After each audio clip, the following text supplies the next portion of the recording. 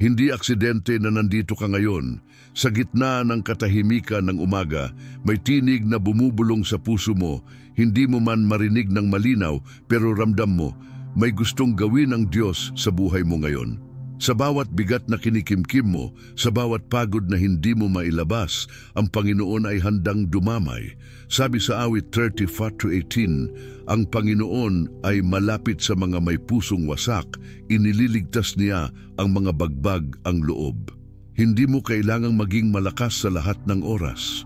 Ang Diyos ang kalakasan mo kapag hindi mo na kaya. Sa panahong tila walang nakakaintindi, may Diyos na nakikinig, umuunawa at handang magbuhat ng pasan mo. Kaya huminga ka ng malalim at hayaan mong ang presensya niya ang pumuno sa puso mo. Simulan na natin ang araw na ito na may pananalig at kapahingahan sa kanyang salita. Sa mga unang sinag ng araw, lumalapit tayo sa Diyos, hindi para magreklamo, kundi para tumanggap ng panibagong lakas. Ang bawat umaga ay paalala na hindi pa tapos ang plano ng Panginoon sa iyo. Kaya't sa katahimikan na ito, hayaan mong bumukas ang puso mo sa isang simpleng panalangin. Panginoon, kausapin mo ako ngayong araw. Hindi mo kailangang maintindihan ang lahat. Sapat na ang malaman mong hawak ka niya. May mga bagay na hindi natin kayang buhatin mag-isa, ngunit may Diyos na nagsasabing sa Mateo 11:28, magsilapit kayo sa akin, kayong lahat na nangapapagal at nabibigatang lubha, at kayo'y aking papagpapahingahin. Kapahingahan, iyan ang handog niya sa iyo ngayon. Isang panibagong simula, isang umagang may direksyon. Hindi mo kailangang alamin ang buong hakbang, ang mahalaga, sumama ka lang sa Kanya. Ngayon, ihanda natin ang puso sa isang panalangin na maaring maging daan para maranasan mo ang kapangyarihan at kapahingahan ng Diyos. Isulat sa mga komento, Panginoon, Ikaw ang pahinga ng puso ko. Mag-subscribe ka na rin at sabay nating simulan ang bawat araw sa presensya ng Diyos. Ama naming Diyos na buhay, ngayong umaga, lumalapit kami sa iyong trono ng biyaya. Hindi dahil karapat-dapat kami, kundi dahil kailangan ka namin. Sa katahimikan ng sandaling ito, sa pagitan ng bawat pintig ng aming puso, narito ang aming pananabik sa iyong presensya. Marami po sa amin ang pagod, hindi lang sa katawan, kundi sa damdamin, sa isipan, at higit sa lahat sa espiritu. Kaya ngayong umaga, Panginoon, nais po naming huminto at manahimik sa iyong harapan. Gusto naming ilagak sa iyo ang bigat ng puso namin. Sabi mo sa iyong salita sa awit 55:22, ihablang mo sa Panginoon ang iyong pasan at kaniyang aalalayan ka. Kaya ngayon, ginagawa po namin iyan. Inihahagis namin ang bawat alalahanin, bawat sakit, bawat pagkalito sa iyo. Salamat po dahil hindi ka isang Diyos na malayo, hindi ka isang Diyos na hindi nakikinig. Ikaw ang Diyos na lumalapit, umiibig, umaakay. Sa bawat pagluha, sa bawat dasal na ibinubulong sa gabi, ikaw ay nariyan. Kaya ngayong umaga, Panginoon, hinihiling po namin ang kagaanan, hindi lang sa aming mga balikat, kundi sa loob, sa kaibuturan ng aming puso. Palitan mo ang kabigatan ng pananabik. Palitan mo ang takot ng pagtitiwala. Palitan mo ang pangamba ng kapayapaan. Panginoon, pakialaman mo ang laman ng puso namin. Pakialaman mo ang direksyon ng buhay namin. Ikaw ang Diyos na hindi natutulog. Kaya't kahit sa mga panahong tila tahimik ang langit, ikaw ay kumikilos. Maraming hindi namin nakikita, maraming hindi namin nauunawaan, pero pinipili naming maniwala. Pinipili naming magtiwala. Pinipili naming sabihin sa iyong harapan, Panginoon, bahala ka na. Sa panahong hindi na namin kaya ang magdesisyon, dalhin mo kami sa iyong kagustuhan. Sa panahong napakabigat ng iniisip, pahupain mo ang bagyo sa loob. Sabi mo sa iyong salita sa Isaiah 41:10, huwag kang matakot sapagkat ako'y sumasa iyo, huwag kang manglupaypay sapagkat ako'y iyong Diyos. Salamat sa paalala.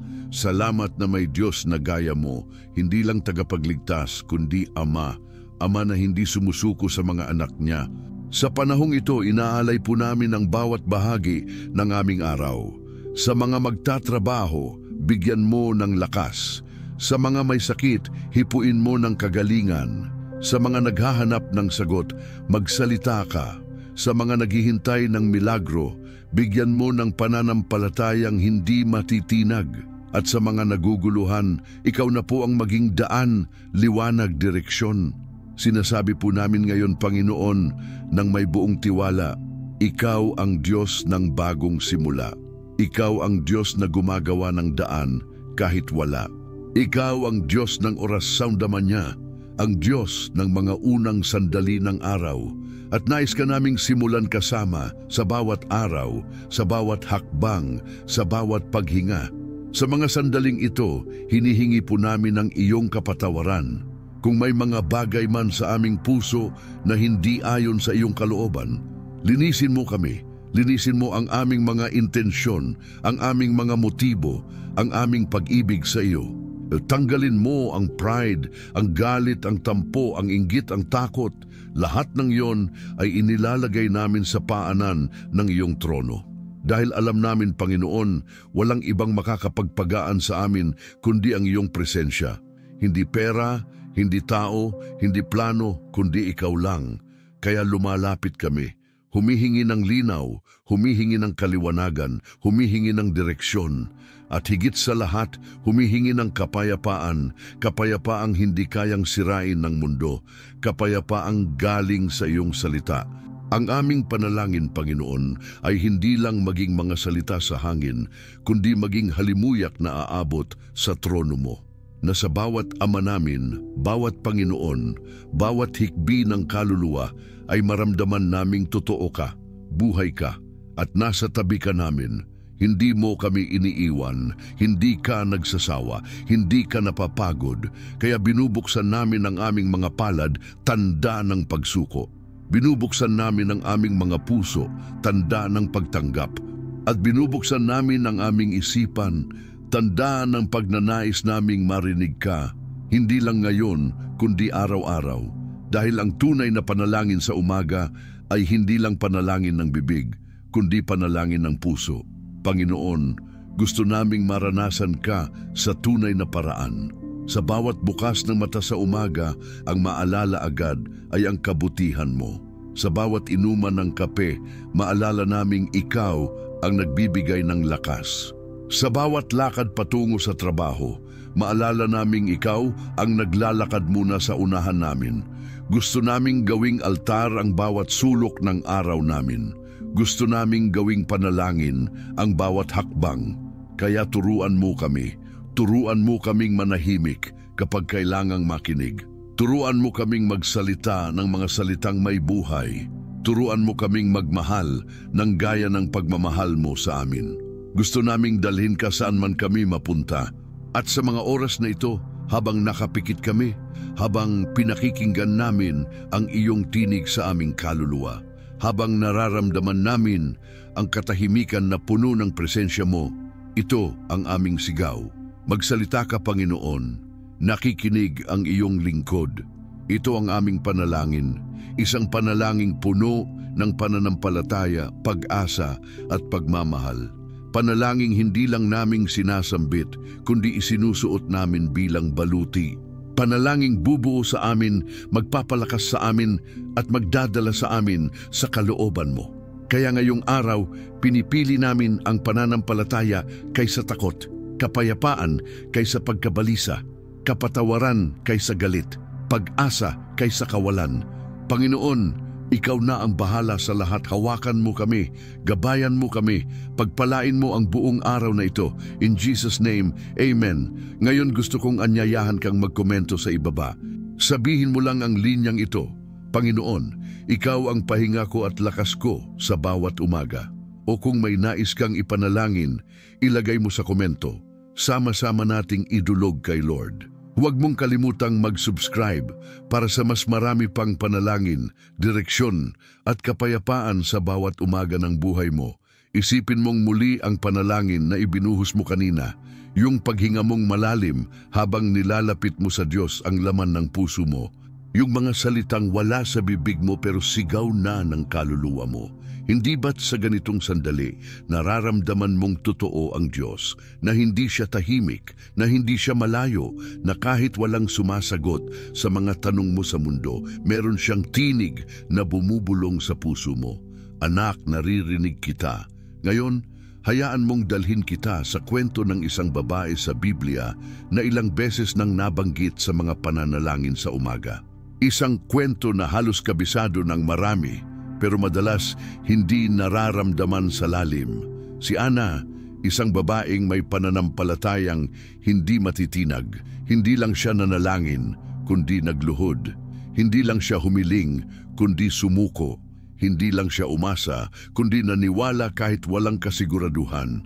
Sa kwento niya makikita natin ang isang puso na bugbog sa lungkot pero buo sa pananalig. Hindi siya nagpadala sa mga panunukso, sa pangungutya ni Penina, sa katahimikan ng langit. Sa halip, mas lalo siyang lumapit. Mas lalong naging totoo ang panalangin niya. Alam mo kung bakit? Dahil ang mga panalangin galing sa puso, dinirinig ng Diyos. Hindi kailangang perpekto, hindi kailangang malalim ang salita. Ang kailangan lang totoo. At iyon si Ana, totoo sa Diyos. Sa araw-araw mong pagharap sa mga hamon ng buhay, hindi mo kailangang magkunwaring malakas. Hindi mo kailangang itago ang pagod mo. Ang Diyos hindi naghahanap ng taong may sagot sa lahat. Naghahanap siya ng pusong handang aminin. Panginoon, hindi ko kaya, pero naniniwala akong kaya mo. Gaya ng panalangin sa umaga na ito, nais kong maging daan ito para buuin muli ang pananampalataya mo. Kasi baka kagaya ka ni Ana, may matagal ng panalangin na parang walang kasagutan. May pangarap kang paulit-ulit mong hinihingi pero tila hindi pa rin ibinibigay. Pero gusto kong ipaalala sa iyo, hindi pa tapos ang kwento mo. Sa bawat umaga, may panibagong pagkakataon. Sa bawat panalangin, may galaw ang langit.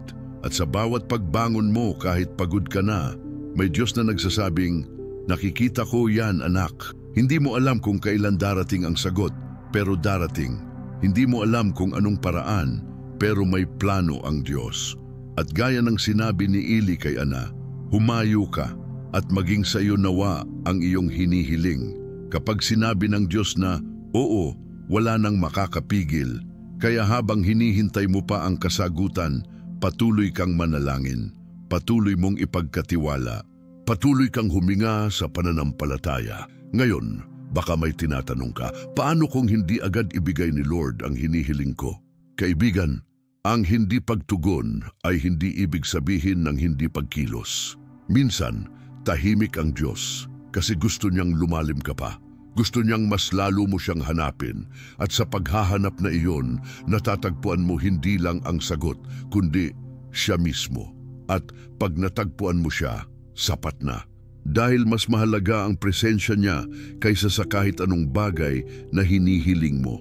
Tulad ni Ana, maaaring umiiyak ka ngayon habang nananalangin.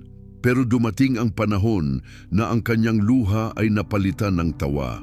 Ang kanyang pagdurusa ay napalitan ng pasasalamat. At sa parehong Diyos na sumagot kay Ana, naniniwala akong may plano rin siya sa iyo. Plano na puno ng pag-asa. Plano na hindi batay sa nakikita mo ngayon, kundi sa pangako niya sa Jeremias 29:11.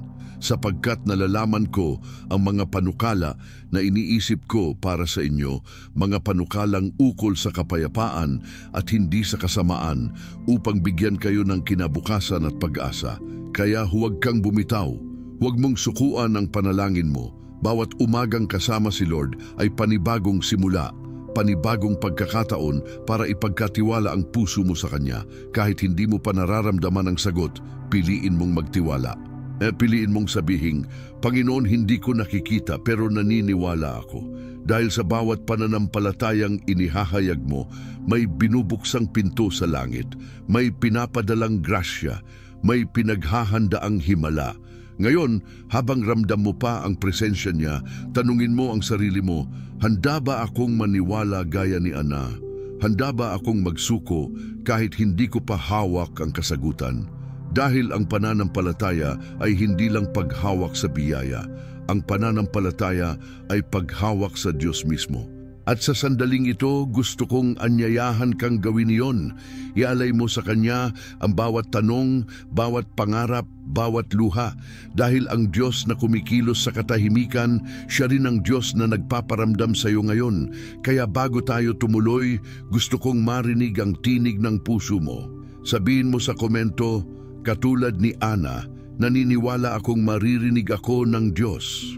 O kaya, isulat mo lang ang pangalan ng isang taong gusto mong ipanalangin ngayon. Minsan, sa simpleng pagsulat, may biyayang bumababa. At kung hindi mo pa nagagawa, mag-subscribe ka na para araw-araw, sabay nating simulan ang umaga sa panalangin, sa presensya, at sa mga pangakong hindi kailanman pumapalya. Habang tuloy-tuloy kang nakikinig sa tinig ng Diyos, ramdam mo na rin siguro, may nabubukas sa puso mo. Parang unti-unting umaangat ang bigat. Hindi mo pa alam kung anong mangyayari bukas, pero ngayong sandaling ito, meron kang kapayapaang hindi mo maipaliwanag. Iyan ang ginagawa ng presensya ng Panginoon. At ngayon, gusto kitang dalhin sa ilang katotohanan na kailangang mag-ugat sa puso mo para hindi ka bumalik sa bigat na binitiwan mo na. May 4 na bagay na gusto kong ilagay mo sa isipan at puso mo. Mga simpleng katotohanan mula sa salita ng Diyos, pero may bigat ng langit. Sa bawat isa sa kanila, may kapangyarihang magbago ng pananaw mo. Ito ang mga pundasyon na magpapalalim ng iyong pananampalataya at magbibigay linaw sa direksyon divina ng Diyos sa buhay mo. Una, ang bigat sa puso mo ay hindi mo kailangang dalhin mag-isa. Maraming beses, akala natin normal lang ang laging pagod, laging kabado, laging nag-iisip kung tama pa ba ang direksyon ng buhay natin. Pero hindi tayo nilikha para magdala ng pasanin na hindi natin kayang buhatin. Sabi ng Panginoon, lumapit kayo sa akin, kayong lahat na nabibigatan, at kayo'y aking papagpapahingahin. Iyan ang paanyaya ng Diyos, hindi lang sa mga sobrang relihiyoso, kundi sa katulad nating pagod, totoo, at naghahanap ng kapahingahan. Hindi solusyon ang mas maraming plano, hindi rin lunas ang pagpapanggap na kaya mo lahat. Ang sagot ay sumuko sa Diyos at hayaang Siya ang bumuhat ng bigat. Ikalawa, ang pananampalataya ay hindi damdamin, ito ay desisyon. Maraming umaasa na maramdaman muna nila ang presensya ng Diyos bago maniwala. Pero sa totoo lang, madalas nararanasan mo siya kapag una kang naniwala. Ang pananampalataya ay parang paglalakad sa gabi. Hindi mo nakikita ang buong daan, pero bawat hakbang ay pinapailawan. Kapag sinabi mong, Panginoon, maniniwala ako kahit hindi ko pa ito nakikita, dun siya gumagalaw. Doon niya binubuksan ang mga pintuan, doon niya binabasag ang mga pader ng takot, kaya huwag mong hanapin muna ang feeling, gawin mong desisyon ang magtiwala. At araw-araw mong ulitin, Panginoon, pinipili kong sumunod, pinipili kong manalig. Ikatlo, may kapangyarihan ng pasasalamat. Alam kong hindi laging madali ang magpasalamat, lalo na kung parang wala namang magandang nangyayari. Pero ang puso na marunong tumanaw ng kabutihan ng Diyos kahit sa gitna ng kawalan ay puso na laging pinupuno ng langit. Ang pasasalamat ay susi para sa kagaanan ng loob. Kapag sinabi mong, Salamat Panginoon, kahit masakit, Salamat Panginoon, kahit hindi ko pa nakikita ang sagot, pinapakita mong may tiwala ka sa Kanya, higit sa nakikita mo. At alam mo ba, ang Diyos ay nalulugod sa ganoong puso. Ang langit ay kumikilos sa ganoong pananampalataya. Kaya ngayon pa lang, kahit wala pang sagot, sabihin mo, Salamat Panginoon. At ika-4, ang salita ng Diyos ay sandigan mo sa lahat ng panahon. Hindi opinyon ng tao, hindi takbo ng balita, hindi takot ng mundo. Ang salita niya ang iyong pundasyon. Kapag ikaw ay naguguluhan, bumalik ka sa Kanyang mga pangako. Kapag ikaw ay nadidismaya, alalahanin mo kung ano ang sinabi niya. Ang direksyon divina ay laging nakaugat sa Kanyang salita. Kaya kung gusto mong marinig ang tinig ng Diyos, buksan mo ang Biblia. Doon siya laging nagsasalita, hindi kanya iiwan, hindi kanya pababayaan, at kahit ano pa ang kalagayan mo ngayon, may bagong simula sa salita niya. Ngayon gusto kitang tanungin, alin sa apat na ito ang pinakakailangan mong isabuhay ngayon? Ang pagbitaw sa bigat, ang pagpili ng pananampalataya, ang puso ng pasasalamat, o ang pagbabalik sa kanyang salita? Alam ko, may isa dyan na tumama sa iyo. May isa dyan na parang tinuturo ng Diyos sa puso mo ngayon. Huwag mong baliwalain. Hindi aksidente ang mga salitang ito. Ito ay tugon sa panalangin mong kanina. Ito ay paalala ng Diyos sa iyo na hindi ka nag-iisa. Na kahit tahimik ang paligid, ang langit ay gumagalaw. At kung naramdaman mong nagsalita ang Diyos sa puso mo sa mga sandaling ito, ibig sabihin may susunod pa. May susunod pang hakbang. Huwag kang titigil dito. Dahil sa susunod nating bahagi, ipaparanas ko sa iyo kung paanong ang mga salita mo ay pwedeng maging sandata. Kung paanong sa bibig mo mismo manggagaling ang panibagong lakas. May kapangyarihan sa pananalita at gagamitin natin ito hindi para magsalita ng takot, kundi para magdeklara ng pananampalataya, direksyon at katotohanan mula sa Diyos. Pero bago tayo magpatuloy, gusto kitang imbitahan na mag-iwan ng komento ngayon. Isulat mo lang, Panginoon, itinatayo ko ang buhay ko sa salita mo. O kung gusto mo, banggitin mo kung aling bahagi ng mensaheng ito ang tumimo sa iyo. At kung hindi ka pa nakasubscribe, ngayon na ang tamang oras. Huwag mong palampasin ang susunod dahil sa mga susunod na minuto may gagawin pa si Lord sa puso mo. Sa bawat salitang binibitawan mo sa panalangin, may kapangyarihang bumubuo ng bagong direksyon sa buhay mo. Hindi lang ito basta salita. Ito'y pananampalatayang sinasalita, pananampalatayang humahawak sa mga pangakong ipinagkaloob ng Diyos. At ngayon sa umagang ito, nais kong ituro sa iyo ang isang napakahalagang katotohanan. Ang buhay mo ay sumusunod sa mga salitang sinasabi mo. Kaya't ang pananalita mo ngayon ay dapat puno ng pag-asa, puno ng pananampalataya, puno ng pahayag na nagmumula sa presensya ng Diyos. Kaya mula sa puso, hayaan mong lumabas ang mga salitang ito. Panginoon, ang buhay ko ay hindi tapos. Ikaw ang simula at ikaw din ang katapusan. Sa iyo ko ilalapat ang bawat hakbang. Sa iyo ko ibinibigay ang bawat direksyon. Sa mga panahong hindi malinaw ang hinaharap, ito ang deklarasyon na magbubukas ng pinto sa langit. Sa mga oras na tila walang daan, ito ang salita na magbubukas ng landas. Sapagkat ang Diyos ay tumutugon sa pananampalatayang ipinapahayag. Maraming beses sa buhay natin, hinahayaan nating ang takot ang magsalita para sa atin. Hindi ko na kaya, wala nang pag-asa, hanggang dito na lang ako. Pero ngayon binibigyan ka ng pagkakataon ng Diyos na palitan ng mga salitang iyon ng katotohanan mula sa langit. Sabihin mo, hindi ko man alam ang lahat ng mangyayari, pero alam ko kung sino ang kasama ko. At iyon ang higit na mahalaga. Hindi mo kailangang alam ang buong plano, ang kailangan mo ay malinaw na presensya ng Diyos sa bawat hakbang. Ang mga deklarasyon na ginagawa natin ay parang binhing inihahasik sa lupa. Hindi agad tumutubo, hindi agad nakikita. Pero habang ito'y nananatili sa lupa, may nangyayaring hindi mo nakikita. May ugat na lumalalim. May simula ng pag-angat na dumarating. At sa tamang panahon, sisibol ito. Hindi lang basta sagot, kundi himala. Kaya't huwag kang manghinawa sa pagsasalita ng salita ng Diyos. Gawin mo itong bahagi ng iyong araw.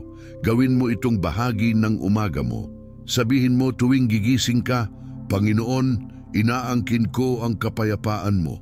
Inaangkin ko ang direksyon mo. Inaangkin ko ang kalooban mo. May kapangyarihan ang salitang sinasamahan ng pananampalataya. At ang pinakamakapangyarihang sandali ay hindi laging may ingay. Minsan, ito'y dumarating sa gitna ng katahimikan. Gaya ng ginagawa mo ngayon, tahimik kang nakikinig. Bukas ang puso mo at nagsisimula ng magsalita ang Diyos. Hindi sa sigaw, kundi sa bulong. Hindi sa lindol, kundi sa banayad na tinig. Kaya huwag mong balewalain ang nararamdaman mong gumagalaw sa loob mo. Iyan ang presensya niya. Iyan ang kilos ng langit. Habang nagdedeklara ka ng pananampalataya, tandaan mong may mga bagay sa espiritu na nagbabago. May mga pinto ng himala na bumubukas. May mga pader ng hadlang na gumuho. At kahit hindi mo pa ito nakikita sa panlabas, may nangyayari na. Tulad ng kwento ni Ana na matagal nating pinag-usapan, ang panalangin niya ay hindi sinagot agad. Pero nang siya'y nagsimulang magsalita ng pananalig, nang nagsimulang lumabas sa kanyang bibig ang pagsuko, nagsimula ring kumilos ang Diyos sa katahimikan. Ganoon din ang ginagawa niya sa iyo ngayon. Ito ang panahon ng pagdedeklara, panahon ng pagtindig sa gitna ng bagyo, panahon ng paninindigan kahit may takot. Sapagkat ang pananampalataya ay hindi kawalan ng takot. Ito ay pagpili na kumilos, magsalita at manalig kahit may takot. Kaya ngayon, sa harap ng lahat ng hindi mo alam, piliin mong magsalita ng pananampalataya. Piliin mong manahimik sa presensya ng Diyos at hayaang siya ang magsalita sa puso mo. Sabihin mo sa umagang ito, Panginoon, hawakan mo ang puso ko, gabayan mo ang isip ko, palakasin mo ang loob ko. Hindi ito mga salitang walang laman, ito'y panawagan ng kaluluwang pagod pero nananalig. At ang panalangin iyan ay sapat para gumalaw ang langit. Hindi mo kailangang magmakaawa, hindi mo kailangang pilitin ang Diyos. Ang kailangan mo lang ay maging totoo, maging bukas, maging handang makinig at sumunod. At doon magsisimula ang lahat. Hindi mo kailangang buuin ang sarili mo mag-isa. Hindi mo kailangang hanapin lahat ng sagot ngayon. Ang hinihiling lang ng Diyos ay ang puso mong handang magsabi ng oo. Oo sa kanyang presensya. Oo sa kanyang direksyon divina. Oo sa bagong simula. Oo sa pagtalikod sa bigat na matagal mo nang dala. Sa bawat salitang sinasabi mo ngayon, sinasanay mo ang sarili mong tumindig, hindi sa damdamin, kundi sa pananampalataya. Kaya habang narito ka, habang mainit pa ang presensya ng Diyos sa paligid mo, hayaan mong marinig niya ang boses mo, kahit mahina, kahit bulong. Sabihin mo, Panginoon, sa iyo ko inilalagak ang lahat dahil iyan ang simula ng pagbabago, iyan ang simula ng bagong yugto. Iyan ang direksyon na hinahanap mo. Ngayon, bago tayo magpatuloy, gusto kong anyayahan kang mag-iwan ng komento. Isulat mo, Panginoon, sa iyo ko inilalagak ang lahat. Maaari mo ring ilagay ang pangalan ng taong gusto mong ipag-pray o ang pangarap mong gusto mong pagtiwalaan sa Diyos. At kung hindi ka pa nakasubscribe, gawin mo na ito ngayon. Marami pa tayong pag-uusapan, marami pang salita ng buhay, pananampalataya at direksyon divina ang dadaloy sa mga susunod na sandali. Sa puntong ito, ramdam mong hindi ka na katulad ng kung sino ka noong sinimulan mo ang panalangin na ito. May gumaan, may luminaw, may tumibay sa loob mo. Hindi ito dahil sa galing mo. Hindi rin dahil sa may nagbago sa paligid, kundi dahil may kumilos sa loob mo, ang Diyos mismo. Ang kanyang presensya, ang kanyang kapayapaan, ang kanyang mga pangako na unti-unting bumabalot sa puso mong dati-rati pagod, takot at puno ng tanong. Alam mo, sa bawat araw na pinipili mong bumangon at manalangin, may nababasag sa espiritual. May kadena ng pangamba na napuputol. May mga pader ng pagkakulong na bumabagsak. At minsan hindi mo man ito napapansin agad, pero ang langit ay nagsusulat na ng bagong kwento para sa iyo. Isang kwento na may direksyon divina, isang kwento na hindi mo kailangan kontrolin dahil ang Diyos ang nagsusulat. Ngayon, gusto kong hayaan mong lumabas ang isang deklarasyon mula sa pinakadalalim mong loob. Sabihin mo, Panginoon, pinipili kong sumabay sa kilos mo, pinipili kong umayon sa plano mo. Kahit hindi mo pa alam ang lahat ng detalye, kahit may parte pa ng puso mong nangangapa, ang pananampalataya ay hindi pag-aabang na maging sigurado. Ito ay pagtindig kahit hindi pa malinaw. At sa pagtindig mong iyan, doon nagsisimula ang tunay na pagbabago. Maraming araw na parang wala tayong gana. Maraming umaga na parang hindi natin alam kung may saysay pa ba ang mga ginagawa natin. Pero ang bawat panalangin ay hindi sayang. Ang bawat oras na inilaan mo sa presensya ng Diyos, kahit pakiramdam mo'y walang nangyari, ay puno ng eternal na epekto.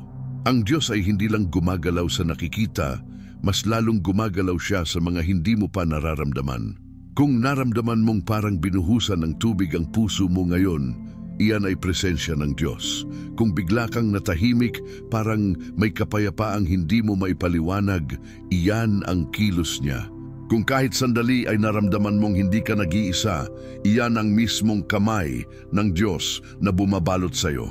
At huwag mong kalimutan ito, hindi mo kailangang magmadali. Hindi mo kailangang tapusin ang lahat ng isang araw. Ang mahalaga, tinutulungan ka ng Diyos, araw-araw, bawat umaga. Sa mga oras na hindi mo alam kung ano ang susunod na hakbang, siya ang nagsisilbing liwanag sa landas mo. Sa mga oras na tila walang sagot, siya ang paalala na ang katahimikan ay hindi kawalan, kundi pagkakataong siya ay mas marinig mo. Kaya ngayon, sa huling bahagi ng panalangin ito, gusto kong maramdaman mong buo ka, hindi dahil wala ng problema, hindi dahil nasagot na lahat ng tanong, kundi dahil may kasama ka, at ang kasama mong ito ay hindi tao na maaaring mangako at bumigo. Siya ang Diyos ng langit at lupa, ang Diyos na hindi nagkukulang, ang Diyos na tumutupad. Magsalita ka ng pananampalataya ngayon. Magsalita ka ng pag-asa. Sabihin mo, Panginoon, tinatanggap ko ang kapayapaan mo, inaangkin ko ang direksyon mo, ibinubuhos ko ang puso ko sa presensya mo. Iyan ang panalangin na hindi basta salita. Iyan ang panalangin na bumabasag sa mga hadlang. Iyan ang panalangin na bumubuhay ng patay na pangarap.